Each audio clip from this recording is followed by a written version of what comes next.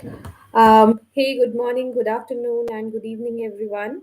Welcome to Hyderabad Power Platform User Group. This is our November meetup, and today we have with us Jeevarajan Kumar, and he's going to talk about the cool things that are coming with Microsoft Power Platform V2 releases. And he's a Microsoft MVP and MCT for business applications.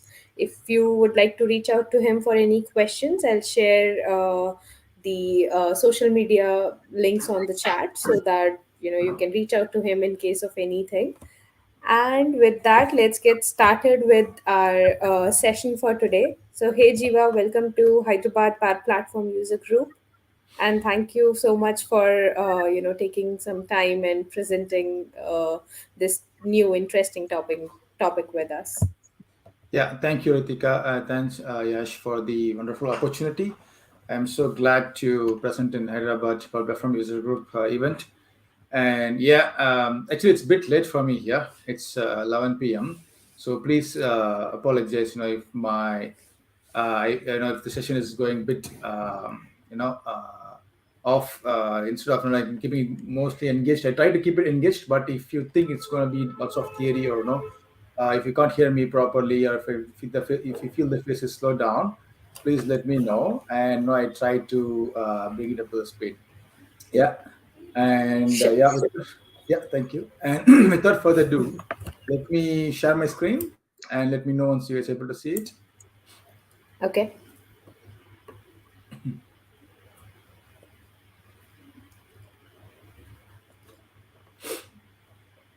It's including system audio.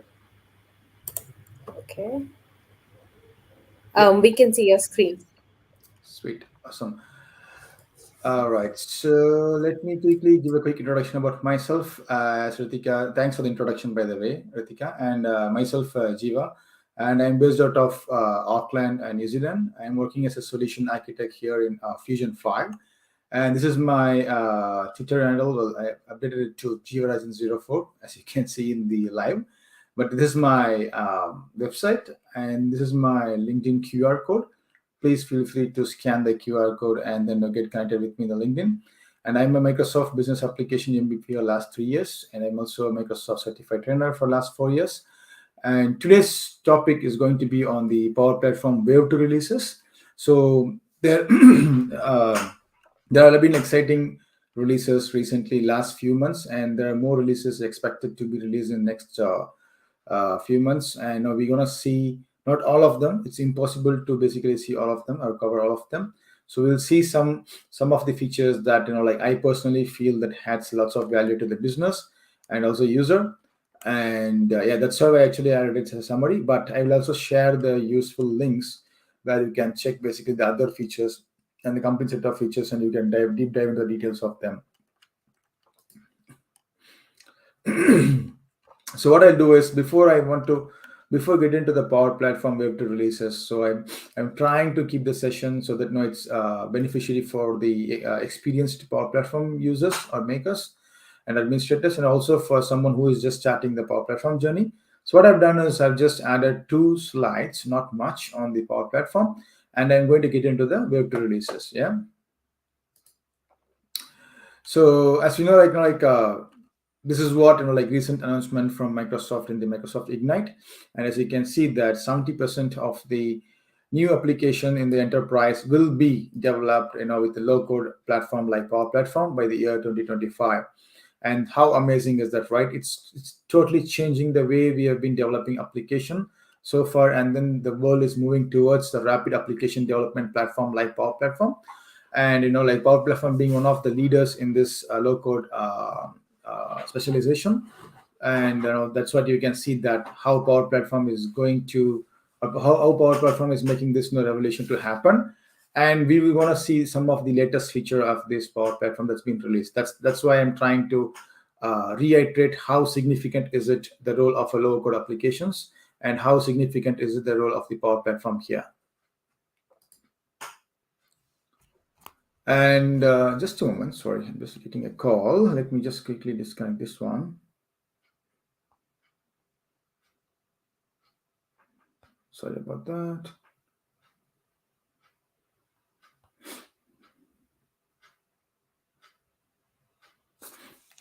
Sorry about that. And this is the like a high level stack of the Microsoft Cloud. So you can see that the reason again I'm having this slide is to pretty much to give you an idea about where the Power Platform sits in the overall Microsoft Cloud stack. And some of you who has in Microsoft Dynamics 365 and like a learning Power Platform, it's really helps to understand the Microsoft Dynamics 365, where does it sits in. So as you can see here, basically the Power Platform is on top of the Microsoft Azure infrastructure, and you can see Dataverse is being interestingly pointed out in this Microsoft Azure platform, because Dataverse is hosted on the uses the Azure SQL as the backbone. And you can see other services like Azure App Cognitive Services and App Services and APIs are all used within are all used by Power Platform. And when you talk about the different apps and the Power Platform, I'll come to that one shortly. And you can see that there's a Power BI, Power Apps, and Power Automate, and Power Pages, and Power Virtual Agents. And then you got Dynamics 365, which is basically the first party apps of the Power Platform itself. But if you go back to the history, like someone who's been from Dynamics CRM, they know pretty much Microsoft Power Platform is basically extracted out of Dynamics CRM, and it's made it more generic, especially at least the Power Apps and the Power Apps and the Dataverse side of it. And then the Power Automate and Power Pages and Power BI are added on top of it, including Power Virtual Agent. But the base Power Apps, the model-driven apps, and the Dataverse is basically, it was extracted from the CRM. That's the history. But still, you can see that the Dynamics 365 first-party apps sits on top of the Power Platform, because it's also an app. It is built by Microsoft and shipped by Microsoft, and you pay extra licenses for each of these apps. And if you are not going to use any of the first-party app, it makes more sense to basically use just the Power Platform and build your own apps on top of it. And yes, so you can see that we have basically five pillars of the Power Platform, and basically the Power Apps that will have the Canvas app and model-driven app.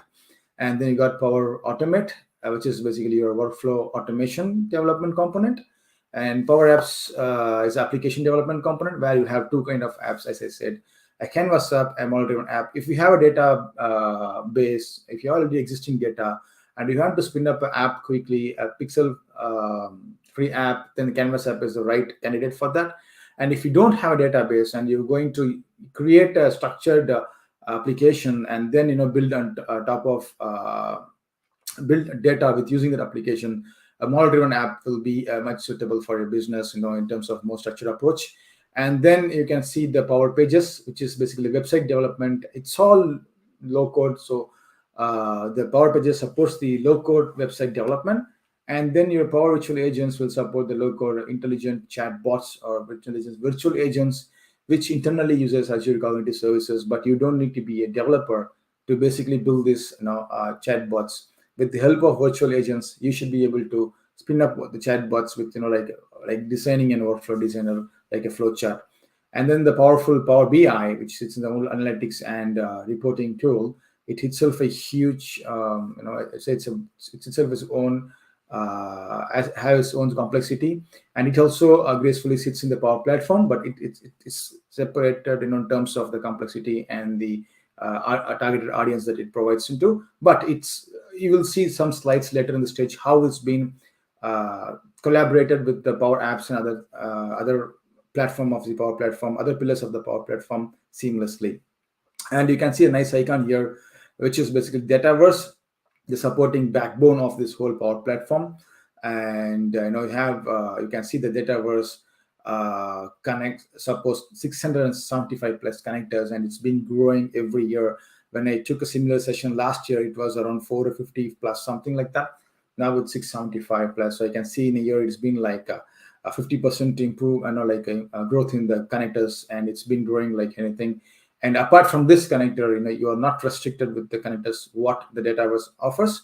You can also add your own connectors by building custom connectors, and then use it in any of the applications. So that's like a pretty quick session or introduction about the whole Power Platform. And we're going to get into the today's session on the release wave 2 features for this Power Platform, right? And so before going into release wave feature, I just want to clearly point out a few things here. Someone who is new into Power Platform, again, so all these slides are carefully constructed in a way that it also makes the someone who is new into the Power Platform, it helps them to understand what we are talking about, before getting into the details and start talking about each features.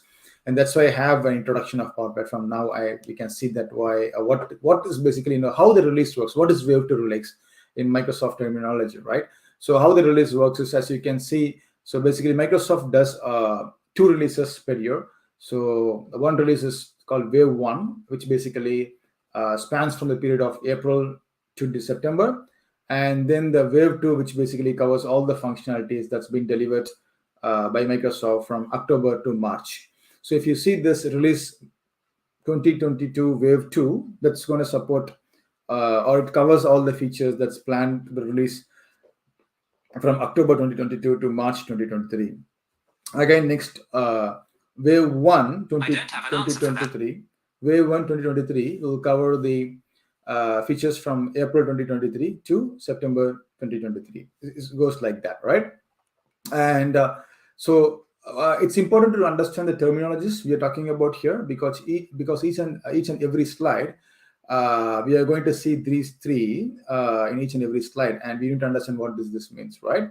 So what happens is early access. You got early access, and there's a public preview and general availability. So basically, the early access is basically all the updates that are available for like it includes it includes all the updates for all your environments, and then basically it's for the developers or for the experts to enable it and then play around with that before you actually get familiarized with the once it becomes general availability, right? So because the idea is since it's a cloud platform, and when it's general available, it means it's going to be pushed to your environment whether you like it or not. And so the early access is to basically enable them, and then enable them and then start using it, and then address any issue or report any issue if there is something you feel the product has to Microsoft, something like that. And you can see I have not updated the year, but it doesn't matter because the plan is same. It applies to all the years. So you can see that for Wave 1 release, which it spans from April to September, you can see the early access period will be usually it's enabled in February. So from February, you will have early access for the Wave 1 updates, and you can enable it in your trial environment. It is recommended to enable in your sandbox instance, your development instance, sorry, not trial instance, your development instance or backup of a development instance, or a sandbox instance, not in directly the production, because that will affect your users. So once it is public preview, so you can see that public preview means that the features are not generally completed, but it's again made and available of like on preview basis. So basically, again, for the customers to go use it and provide feedback. Once it is done, once it's stabilized, Microsoft will move it to GA, which is called general availability. So once it is general available, basically updates will start running, pushing into your environment, and then it will be available in your application on a specific maintenance window. So there is a specific maintenance window for each region, right? So if you are in Oceania region, or if you are in Asia region, you have a certain maintenance date, and I can share the link later, the resources, where you can see if you are based on the region that your environment is hosted, you can expect or anticipate when the upgrade will be done to your environment. Similarly, you can see for the Wave 2, which basically starts from October, you can see that you will have early access from August, and then it will be available until the next March. So this is pretty much a background about how the releases in Microsoft happens to our Power Platform or Dynamics 365, and how as administrator or as an architect you can plan the releases in your environment so that you do the necessary action, right? In real time, it's more complex than it sounds, because you will have a separate set of activity in your to be run in your like all your with your clients. You will be, and if you are a consultant, and you should be able to advise your clients to basically preparing for this upgrade. So you will be planning the necessary test that needs to be done upfront by availing the early access or public preview, and then you'll have a cutoff on the planned windows. So all this, steps needs to be taken behind the scene. But that's the high level. If you go into details, it takes lots of time. Let's get into the features of the recent wave 2 releases. And you can see the first one is the Dataverse, and then we will see some features in Power Apps, and then some features in Power Automate, and then finally in the Power Pages. And I don't have any slides for Power Virtual Agent, but I hope I can cover this in next 30 minutes. And because it's going to be lots of content, I am just giving heads up, it's going to be really lots of content, because I'm trying to cover the features that I think, personally, that adds lots of value to the business. And there are lots of exciting features apart from what I'm going to show now. But let's go to explore. I can share the link and you can explore all those features later. But today we're going to cover a few handful of features, and it's going to be very it's going to be, in fact, not enough with the time window what we have now. So I'm going to really rush and then try to cover as much as possible. But if there's any doubt you have, please feel free to reach me offline in the social media that I shared earlier, and then I'm happy to help on that. And the first one is on the Power FX in Dataverse. So you can see that now, if you see, all my slides will have this date. So when it is in whether it is in early access, then it will have early access date. If it is in public preview, or if it is GA, it will have this date. And that's why I was trying to explain what it meant, in the previous slide. So you can see the Power FX in Dataverse. So Power FX, if you are using Canvas app, you know what I'm talking about. So Power FX is a powerful query, low-code query to do all the necessary CRUD operations. And you can see that in Dataverse, now if you already use calculated columns and then business rules, you know that now you will be writing simple math to perform on the whole number, or dates and as such. So that is very limited at this point of time. And once you use when you start using the Power FX, it opens the whole capability, and the features of the powerful, the features of the Power FX that you can just use in the calculated columns, and then like business rules. So instead of the plain simple calculation, like adding or subtracting, or adding a date, or subtracting a date as such. So this provides a lots of this opens a huge potential for this one. So that's why I added this as the first one in my list. And you can see that it's for business rules. It's in public preview from November, and then for calculator fields, it is in public preview from July, and general availability date is yet to be announced. As far as I know, it might be updated. You got to check on that one. And this is second one. So this is connecting to an external data from Dataverse. So as you can see, how you create a new table within Dataverse, or how you create a custom table. Now I can create a new table, and then I can basically connect to any existing data sources, such as SQL Server, SharePoint, Excel, or Microsoft List, and basically interact with that data source. So how it is basically a virtual table concept. But to set up virtual table, you have it is quite difficult and complicated to set up. Not that difficult, but it's slightly difficult for makers, for citizen developers. So what this has done is basically really made it simple. You just create a new table, you just choose the data sources, and then you choose the data, and then you complete it, and you'll see the external data surfaced in your Power Apps right there, right? So it can be a Canvas app, or it can be a model-driven app, or Power Pages, because it works in the Dataverse level. And the public preview is from next month, and the general availability is from Jan 2023 for this one. And we are getting into the Power Apps. There are going to be a bunch of features on Power Apps. As I said, I have listed out based on my favorite and what I think adds value to the business and the users. But there are lots of features available, and please feel free to check it out. And the first one I highlighted here is the multi-entity forms for model-driven apps. So if you can see it, this is an account form, and you got a contact form embedded into the account form, and you can basically update it. This is not quick view form.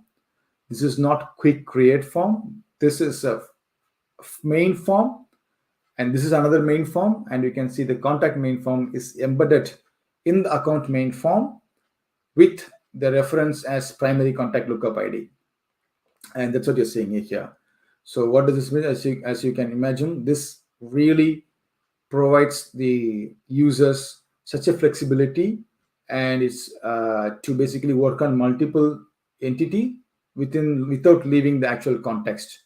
So without leaving the account form, they can actually see the whole form of the contact. As you can see, they can just see the business process flow, and they can right away work on it. It's not just about seeing, they can also do all the changes in the contact, and they can change it, right. And I can actually quickly show a demo also on that one.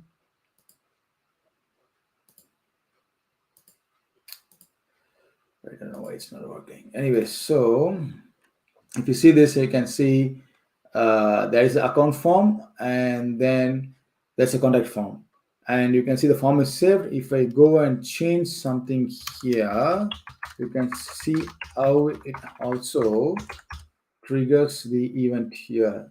It makes the whole account form is dirty to true, and it recognizes the changes as done in contact form. You can see this is a contact form, right? This is contact information, not account information. It's coming from contact, but you can see it recognizes the changes, and it prompts for the save, and it's saved. And now if you open this contact, you'll see that it is saved. It's a primary contact, right? See, it's saved in the contact. So that's how it is, and powerful it is. And you can see it's in public preview from next month, and general availability from next month as well. Right, and the next feature, it's another important, interesting feature, and pretty much I have not really dig into details of this, but I would say it's an enhanced solution checker kind of thing.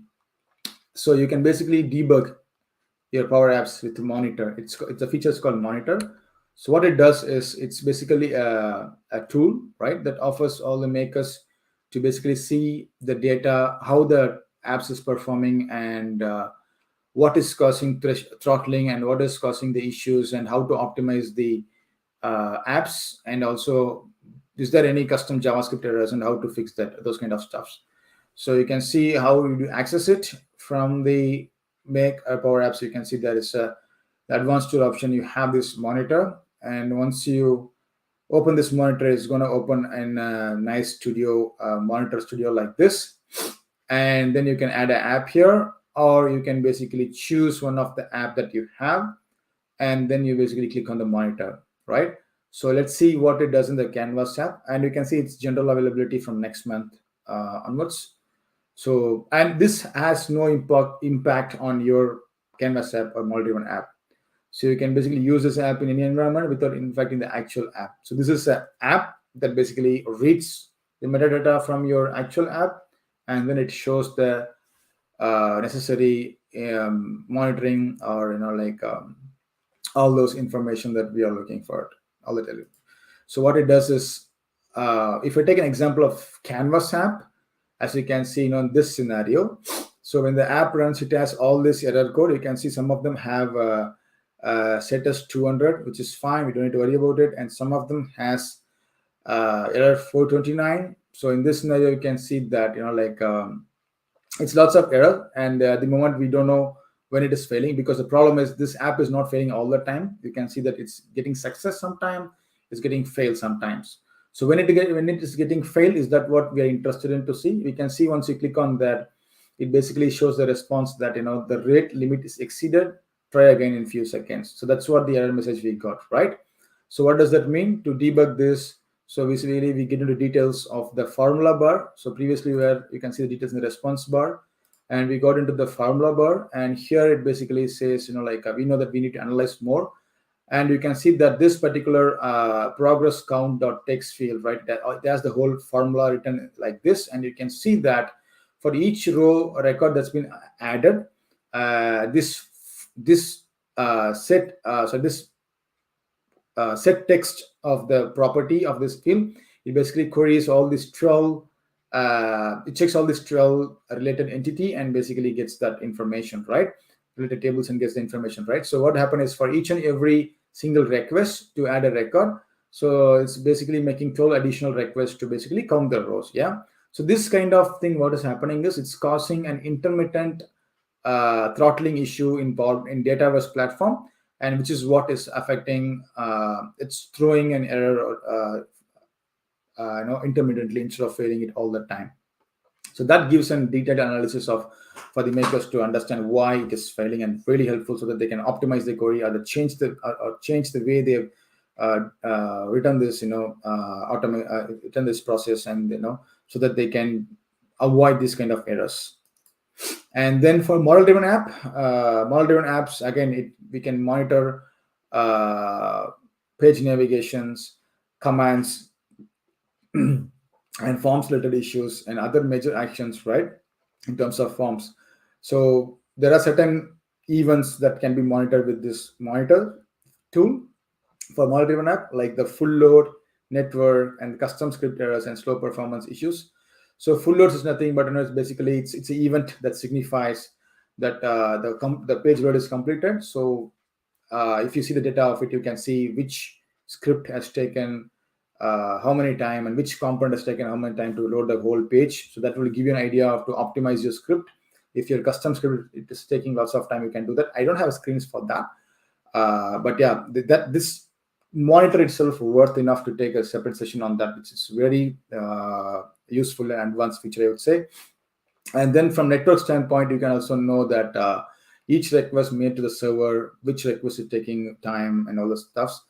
You might be using developer tools for some of them, but this is more of like a maker friendly, which basically extracts the information and then provides necessary information in a readable way for the maker or a pro developer to basically debug it. And also custom script errors, you can see that like the custom script errors are like this, are highlighted in a red color, and then like it shows what is the issue, and basically you basically can go and find the issue and then fix it. You can see in this case it cannot read property of for each, because there is some issue with the particular object, and then it's just undefined. And it can also check you the slow performance issue. So you can see that in this case, so this issue to fetch this account, I believe they're trying to fetch an account, and you can see that it's taking lots of time. And when they're making the XML HTTP request, and there are certain blocks and articles available how to fix this kind of issue. But the idea is the monitor for modern app or monitor for Canvas app will give the developers, makers an idea of what is happening and what's wrong or what to improvise, and then it helps them to do that. How cool is that? And third feature in my list of model-driven apps is using the Teams chat with others in the apps. So if you are from Dynamics, you might have already know this feature as part of customer service and field service. This is pretty much added, and it's also now going to be available for Power Apps, and it's going to be public preview in December, and it's going to be general available from March. So what it does is basically, in simple word, you can basically do the Teams chat within the model-driven app without leaving the Power Apps. So how typically you do a chat in the Facebook or LinkedIn, similarly you have a model-driven app and you have a Teams chat in the corner of your application, right-hand side corner, bottom corner, and then you basically chat with the context of that record which you're working on. So what happens is any chats is stored against the context of that record, and tomorrow, let's say you're building custom ticket handling or payroll processing, something like that, and HR wants to talk to other in the team to basically understand, someone finance team wants to talk to others or HRs to basically understand the issue. They can just open up the chat and then reach out to them, and whole history on the conversation is stored in the activity as an activity in that record, right? And that's what this Teams chat is meant. And there is not much information available in the Microsoft Docs at the moment to how to set up this for modern app, but it is going to be available soon. And the fourth feature is again, I'm talking this session in a wonderful community, and this whole feature is all about community.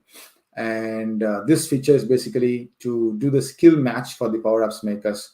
So as an app maker, as a citizen developer, you tend to get help from others, and like you will be depending on pro developers or administrators to basically get some advice and tips to how to proceed with your app development. So that's what this is for. So similar to Teams chat, this is for the end users, this is for your app makers. Okay. So what it does is basically, as an app maker, I can ask the chatbot for information. And what it does is it first pulls up data from Microsoft Docs, and then it goes step by step. First, I'll show them in the next screens. It goes to the Microsoft Docs, and then if there is no information, or if the user is not, the maker is not satisfied with the information that is available in the Microsoft Docs, it then goes and fetches the information from the organization, the internal SharePoint and a list as such. And even if they are not satisfied with that, so what it does is it goes and reaches out to the people like other makers, other pro developers, other administrators, and then pulls them to the chat, and then make us to understand it. Right? You can ask why they can't just choose their internal email or Teams. The thing is, if you talk about whole citizen development, we are talking about an enterprise level implementation here. They might not know whom to reach out, and they don't need necessarily reach out to people all the time. That's why it still goes step by step. It tries to resolve with the documentation, it tries to resolve with the internal resource, then it tries to fetch the right people. And that is from the maker standpoint. So from admin standpoint, so what you do is, as an administrator, I can control this documentation that is displayed in the chat by the chatbot, and I can control who can respond to the request by the maker, and who can basically add as an advisor. Those people who come to rescue and help them are called advisors.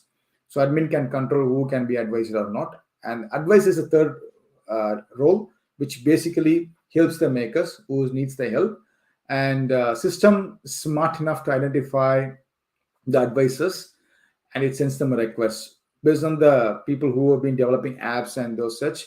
What system does is it goes and finds the advisors, and then it goes and gives request to them. Hey, do you want to add as advisor, because there are more people whom you can help out? And then if they accept to it, they will be added as an advisor. But again, admin has a control to remove them or add someone manually as an advisor as well. Let's see that in the screen shortly. So you can see it's available from last month, a public preview. General availability is not yet announced.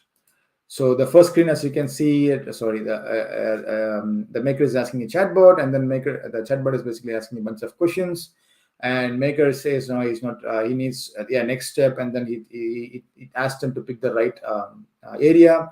He picks the right area, and he says no, I need more help. And then what it does is it basically gets the information from the internal resources, and then again the maker says no, he is not clear, or he doesn't understand what is happening. So what it does is it goes fetches from the internal resources again, like from the Yammer community and Teams group, whatever it is you have in the organization, and it basically pulls out all the people whom the maker can reach out and get assistance. And and then from that it basically sends a message, and then they can chat with them. That's what it does. That's from the maker standpoint. And from the advisor standpoint, you can see that this is kind of a pop-up that advisors will get, saying that, hey, can you help others, because based on this thing you will be making great apps, and based on this you can help others. When the advisor accepted, they become part of the advisory, and then they can help the makers. And again, as you can see, the admin portal, as admin I can go and add and remove advisors at my will, and then to make the whole process work. Yeah, we're running out of time. So yeah, this is my fifth feature in the Power Apps. And the grid, you might have already been using the Power Apps grid, and it was already offering infinite scrolling, inline editing like this, and then customized cells like this, where you can add like this, where you can add boolean colors, all those stuffs. In this release, what is done is what they have done is basically they have added the nested grids like this. You can see based on the group by, and then you can do the nested grids, and then you can also aggregate and then get the sum of. You can see here it shows the sum of amount and as such from this one. So this kind of information add-ons or tweaks been done to our existing Power Grid, and that's available from next month and onwards from general availability. And the last, yeah, the one before the last in Power Apps is the cards. If you're already using adaptive cards, you might be knowing what I'm talking about. It's basically you create the adaptive cards, and then it's basically a micro apps, with enterprise data and workflow, and it's quite interactive. It's a lightweight UI component which can be embedded in any like Teams app and other applications. And previously we had to know a separate way of creating it with a separate studio and separate programming, I would say.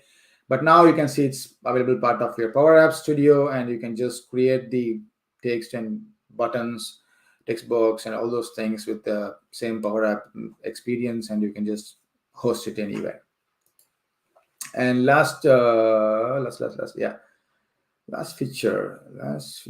No, again, one more feature there. So this is for the Power Apps again.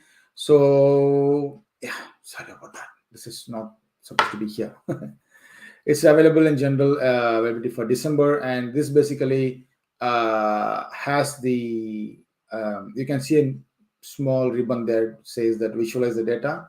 So what it does is based on the view what we have in the model driven app, it builds the Power BI report, and it basically shows you can use the Power BI report. You don't need to build anything from scratch. It just system generates it for you, a basic one. And the thing is, it uses the you need a with the free license you can read the report, but to make use of the full edit experience and publishing reports, access reports that others have published, you need a Power BI Pro license. And the limitations, so the first time setting up of or building up of this data takes time, and you can see the columns are all indicated in the logical name for some weird reason. I hope it change some of, I don't think it's possible to change it to display or display name, because it's works from the schema level between Power BI and basically from Dataverse. So that's why it's showing in the logical name. You can see all the columns are in logical name. Users might find it annoying a bit, but yeah, let's see how what improvisation Microsoft makes. And this feature is not supported for guest users in any tenant. Yep. And the last feature again, I want one more last feature. Yeah. So this one is a small one, minor one, and if you're using activity like appointments, you can see that you can create a Teams invite right there from the appointment activity. And once you enable that specific toggle button, you can see here it basically generates a Teams invite like how you do in the Outlook, and then it sends a Teams invite. Yeah. And oops, where is this? Improvised duplicate detection here. Yes, so this one, if you're familiar with model driven app and duplicate detection, the user experience and the way it's done is improvised a lot, and you have better widget to basically compare the records and then merge them. That's on Power Apps. I have Power Automate. Oh my god, I'm running out of time. And Power Automate, the first feature is natural language processing.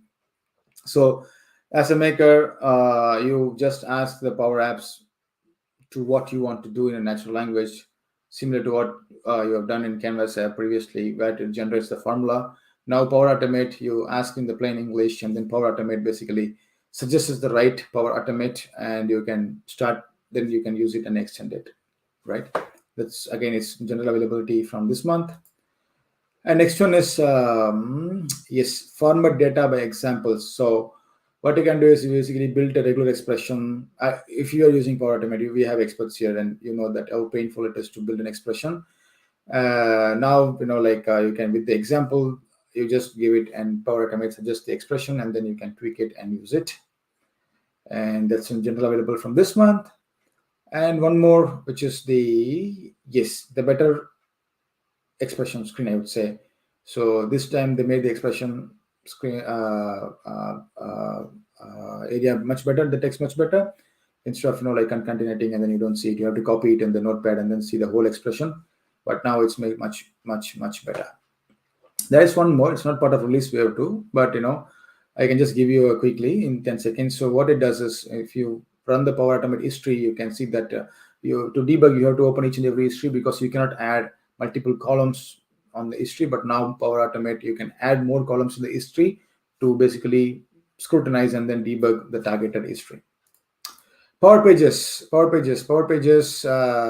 are all like general stuff. It's one 170% growth over and over here, and that's what I'm going to talk now. I'm running out of time.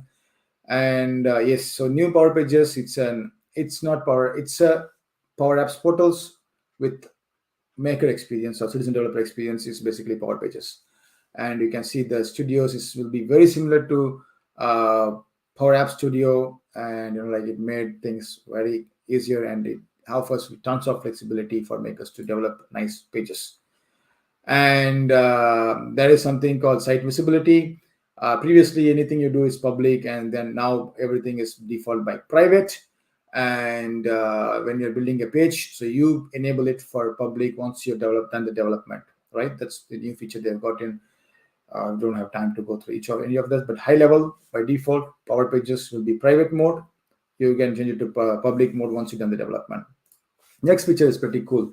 That's the pro dev tooling, where basically in the Power Pages you will have edit code that opens the VS Code in the browser tab right there. You edit the code, you save it, and then you basically publish it, and it reflects in the Power Pages. Much better, right? Instead of using all the CLI command interface tools and opening the Visual Studio VS Code, they made it much simpler. That's what it is. And then, yep, on time. We have just 2 more minutes. And also talking about, I will take one more time, sorry. And then from the Power Pages, I want to talk about licensing.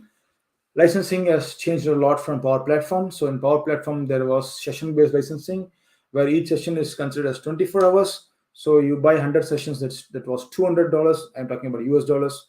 That was $200 for 100 session. So imagine you have a 3 full-time user who logs in. I'm talking about login user, authenticated user, not anonymous user. For authenticated user, each session 24 hours, and you get $200. You get 100 sessions. So if there's going to be three per user who is going to log in every single day for 31 days, that they themselves consume $200. But now they made it user based license, where each user is charged starting from $2, but it can go all the way up to 50 cents, 70 cents based on the number of users. Up to 10,000 users, it's $2 per user. You log in 30 days or you log in just one day, doesn't matter. You just pay $2 US dollars per user per month. So that's a big change for authenticated users. It saves lots of cost.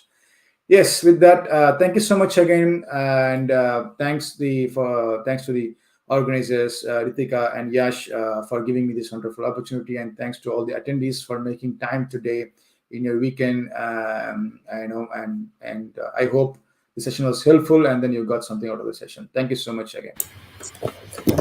Thank you so much, Jiva. That was really exciting.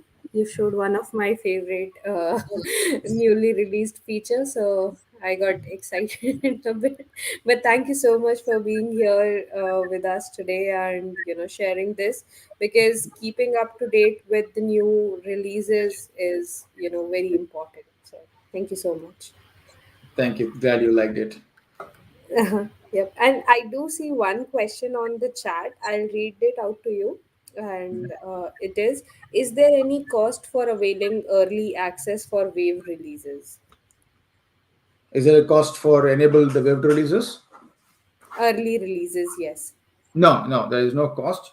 So you can always go to the preview Power Apps to see the preview features, and then if it's already in general availability, yeah, before it goes general availability, you should be able to prepare for that. So there is no additional cost in short. Okay, I hope that answers your question, Shabaz. And I don't see any other questions. So, guys, if you have questions for Jiva, please reach out to him on LinkedIn or Twitter. I have shared the social media links on the chat, and you can reach out to him in case of any questions. And Jiva, one more thing. I shared your LinkedIn, Twitter, and your blog on the chat. Is there anything that you want to share with the attendees? No, all good. That's fine. Okay. All right. So, with that, I think we can close our meetup for today. Thank you so much, all, for joining. And we will meet next month with another set of topics, and we'll meet again. In the meantime, if you have any questions, please do not hesitate to reach out to me or Yash. or you can visit the user group page and then post your questions there. Thank you all. Have a nice day. Bye bye.